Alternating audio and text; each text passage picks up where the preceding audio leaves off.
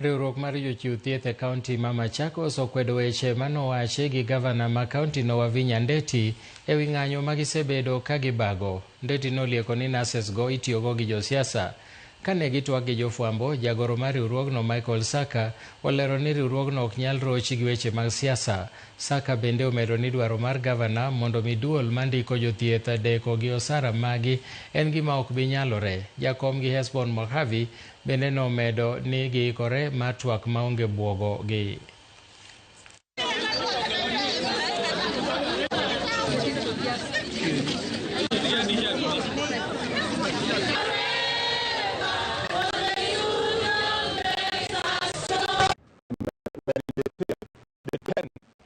For county strike as Nases, and we'd like to address our governor.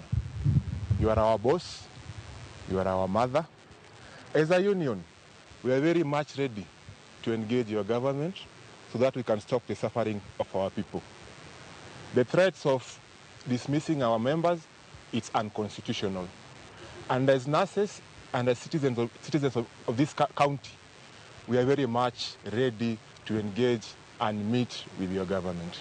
We are a union that's willing to engage, but we want this government to come to the table in good faith, with clean hands, and at least we should be able to reason and talk. You know, it's a give and take. We don't want the government to maintain hard lines. We want them to come to the table, we discuss, we finish this matter earliest possible, because as we keep on pushing things, it's the citizens who are hurting, and there's nothing that is going to take these nurses out of strike, and unless all the matters that we are talking about have been addressed.